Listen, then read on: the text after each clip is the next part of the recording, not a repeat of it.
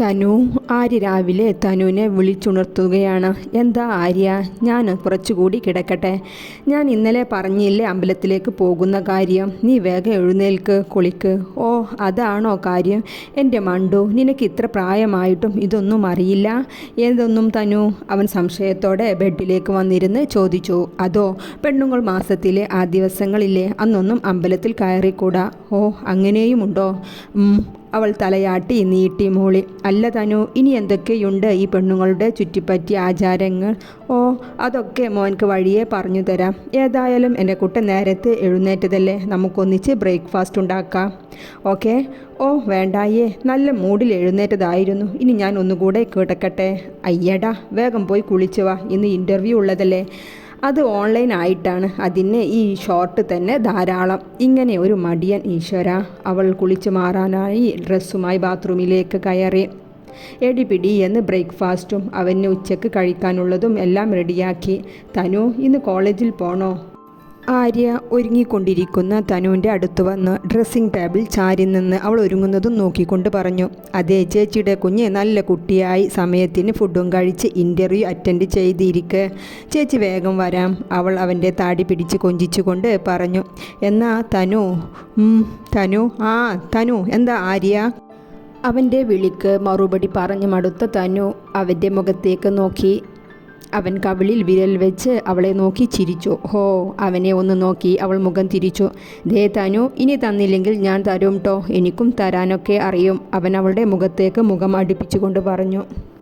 തനു, ഞാൻ തരട്ടെ ഒരെണ്ണം. അവളുടെ ചെവിക്ക് പിറകെ അവൻ്റെ ശ്വാസം തട്ടിയതും അവൾ കോരിത്തരിച്ചുപോയി. പോ ആര്യ, എനിക്ക് നേരം വൈകുന്നു, എന്നെ ഒന്ന് കോളേജിലാക്കിത്താ. പറഞ്ഞുകൊണ്ട് അവനെ മറികടന്ന് പോകാൻ നിന്നവളെ അവൻ കൈപ്പിടിച്ച് തൻ്റെ നേർക്ക് നിർത്തി അവളുടെ ചുണ്ടിലേക്ക് ചുണ്ടടുപ്പിച്ച് അങ്ങനെ നിന്നു. അവളും ആ നേർത്ത ചുംബനത്തിൽ ലയിച്ച് അല്പനേരം നിന്ന് പോയി. പോകാം, അവൻ പറഞ്ഞുകൊണ്ട് റൂമിന് പുറത്തേക്ക് ഇറങ്ങി. കൂടെ ഒരു പുഞ്ചിരിയോടെ തനു. എങ്ങനെ ഉണ്ടായിരുന്നു ആര്യ ഇൻ്റർവ്യൂ? തനു, സെലക്ഷൻ കിട്ടിയിട്ടുണ്ട്. ഹാപ്പി ആയല്ലോ? ഇനി അമ്മയോടും അച്ഛനോടും പറയാമല്ലേ? നോ തനു, അവർ അതൊന്നും വിശ്വസിക്കില്ല. അവർ വരട്ടെ ആര്യ, ഞാൻ തന്നെ പറയും ഈ സന്തോഷം. അവൾ കോളേജിലെ ബാഗ് ടേബിളിൽ വെച്ച് ഫ്രഷ് ആവാൻ ബാത്റൂമിലേക്ക് കയറി. ദിവസങ്ങൾ പലതു കഴിഞ്ഞു. ആര്യയും തനുവും കൂടുതൽ അടുത്തു തുടങ്ങി. എന്നാലും അവരുടെ കിടത്തം ഇപ്പോഴും രണ്ടിടത്താണെന്ന് മാത്രം. ആര്യ ഓൺലൈനായി വർക്ക് തുടരുന്നുണ്ട്. വീട്ടിൽ തന്നെ അറിയിച്ചു അവന് ജോലി കിട്ടിയത്. ആദ്യം അവർക്ക് അത്ര വിശ്വാസം പോരായിരുന്നു. പിന്നെ അവർക്കും വിശ്വാസമായി. തനുവിൻ്റെ പക്വതയായ സമീപനമായിട്ടാണ് ചന്ദ്രൻ്റെ പക്ഷം. ആര്യ ഇപ്പോൾ ഫുൾ ടൈം വീട്ടിലാണ്. ലാപ്ടോപ്പിൽ അവൻ്റെ വർക്കിലാണ്. അവൻ്റെ ഫ്രണ്ട്സിൻ്റെ കോൾ വരാറുണ്ട്, അവനെ കൂടെ കിട്ടാത്തതിൻ്റെ പരാതിയുമായി. പക്ഷേ ആര്യ ആ കൂട്ടുകെട്ടിൽ നിന്നെല്ലാം ഒഴിഞ്ഞ പോലെയാണ്. ആര്യ. തനു അവൻ്റെ അടുത്ത് വന്നിരുന്നു. എന്താ മിസ്റ്റർ, ജോലിയിൽ ശ്രദ്ധ കൂടിയിട്ടോ അതോ മൂഡ് ഡൗൺ ആയിട്ടാണോ? അവൻ്റെ മൈൻഡില്ലാത്ത ഇരുത്തം കണ്ടതും അവൾ അവനെ തോണ്ടിക്കൊണ്ട് ചോദിച്ചു. എൻ്റെ തനു, ഒരു മാസമായി ഈ വർക്കിൽ മനുഷ്യൻ കുടുങ്ങിയിട്ട് ഒന്ന് തല ഉയർത്താൻ നേരം കിട്ടുന്നില്ല. കൂടെ ഫ്രണ്ട്സിൻ്റെ വിളിയും. എല്ലാം ശരിയാകും ആര്യ, വീക്കെൻഡിൽ പോയി എൻജോയ് ചെയ്തോ ഫ്രണ്ട്സുമായി. ജോൺ മല പോലെ വർക്ക് തരുന്നുണ്ട്. പിന്നെ എന്ത് വീക്കെൻഡ്? ആദ്യമായിട്ടായതുകൊണ്ടാണ് ആര്യ. പിന്നെ ഒക്കെ ശരിയാകും. അതെങ്ങനെ തനു? അവൻ സംശയത്തോടെ ചോദിച്ചു. പിന്നെ ഇത് ശീലമായിക്കൊള്ളും, അവൾ പുഞ്ചിരിച്ചുകൊണ്ട് പറഞ്ഞു. ഓ അങ്ങനെ, അവൻ പുഞ്ചിരിയോടെ പറഞ്ഞ് ജോലിയിൽ മുഴുകി. ഫോണിൽ മെസ്സേജ് സൗണ്ട് വന്നതും ആര്യ ഫോൺ ഓപ്പൺ ചെയ്തു. തനു നോക്ക്, സാലറി വന്നു. അവൻ ഫോൺ തനുവിൻ്റെ നേരെ നീട്ടിക്കൊണ്ട് പറഞ്ഞു. വാവ് ആര്യ, വലിയ എമൗണ്ട് ഉണ്ടല്ലോ. താങ്ക്സ് തനു. എന്തിന്? നീയല്ലേ എൻ്റെ ഗുരു, അതിന്. ഓ. ആര്യ തനു എഴുന്നേൽക്കുന്നതിന് മുന്നേ അവളുടെ ഷെൽഫ് തിരയുന്നുണ്ട്. കഴിവതും അവൾ ഒതുക്കി വെച്ച രീതിയിൽ വെക്കുന്നുമുണ്ട്.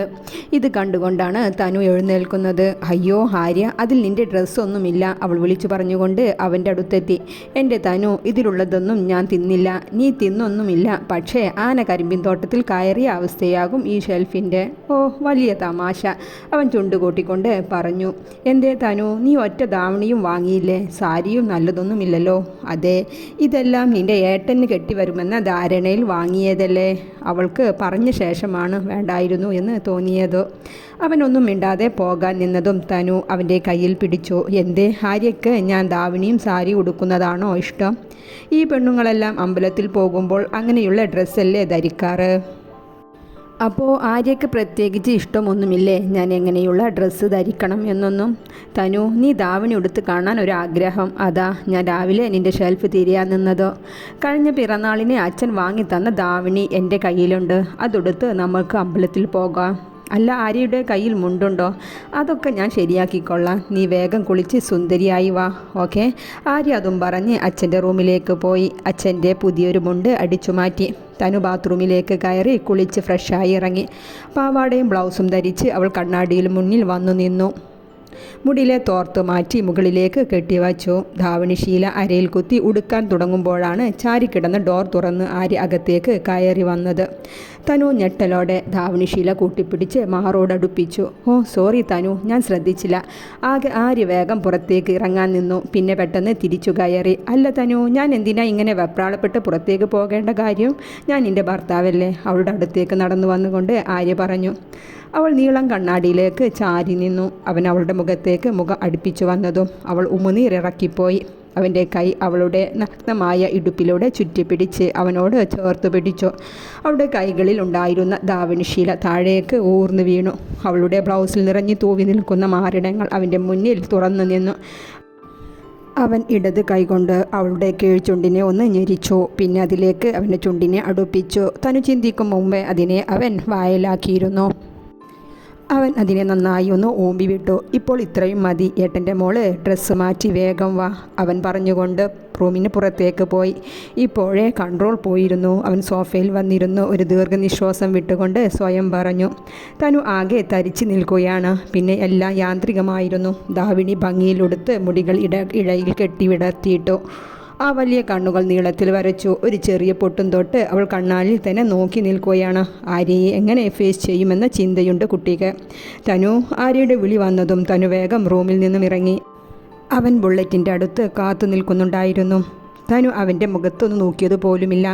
ആര്യ അതും ശ്രദ്ധിക്കുകയും ചെയ്തു. അമ്പലത്തിലെത്തുന്നോളം അവർ ഒന്നും മിണ്ടിയില്ല. ആര്യയും ബുള്ളറ്റ് പാർക്ക് ചെയ്ത് ഇരുവരും അമ്പലപ്പടികൾ കയറി മുകളിലെത്തി ഭഗവാന്റെ മുന്നിൽ ഇരുവരും ഒന്നിച്ചു നിന്ന് പ്രാർത്ഥിച്ചു. തനുവിൻ്റെയും ആര്യയുടെയും മനസ്സ് എന്തെന്നില്ലാത്ത സന്തോഷമുണ്ടായിരുന്നു. പ്രദർശനം വെച്ച് പ്രസാദം വാങ്ങി അവർ ഇറങ്ങി. തനു വാ. ആര്യ അവളുടെ കൈ പിടിച്ച് ആലിൻചുവട്ടിലെ സീറ്റിൽ പോയിരുന്നു. എന്തേ തനു, ഇതുവരെ ഒരക്ഷരം മിണ്ടിയില്ലല്ലോ? എന്തേ, ഞാൻ ചെയ്തത് ഇഷ്ടമായില്ലേ? അവൻ അവളുടെ മുഖത്തേക്ക് നോക്കിക്കൊണ്ട് ചോദിച്ചു. ആര് ചോദിക്കേണ്ട താമസം. അവളുടെ മുഖം ചുവന്നു തുടുത്തു. അപ്പോഴത്തെ ആ അവസ്ഥയിൽ നിനക്ക് ഇഷ്ടമായില്ലെങ്കിൽ ദിലീപേട്ടൻ പറയുന്നത് പോലെ തിരിച്ചു തന്നോളൂ. അസ്ഥാനത്തുള്ള ആര്യയുടെ ഡയലോഗ് കേട്ടതും തനു അവനെ കൂർപ്പിച്ചു നോക്കി. ഇങ്ങനെ നോക്കല്ലേ പെണ്ണെ, ഏട്ടനൊരു വിധം ഇങ്ങനെ നടക്കുകയാണ്. പോ ആര്യ, അമ്പലപ്പറമ്പിൽ നിന്ന ഓരോ സംസാരം. എന്നാൽ വേണ്ട, നമുക്ക് കുറച്ച് ഫോട്ടോസ് എടുക്കാം. എൻ്റെ ഡ്രസ് സ്റ്റൈൽ കണ്ടിട്ട് തനു ഒന്നും പറഞ്ഞില്ലല്ലോ.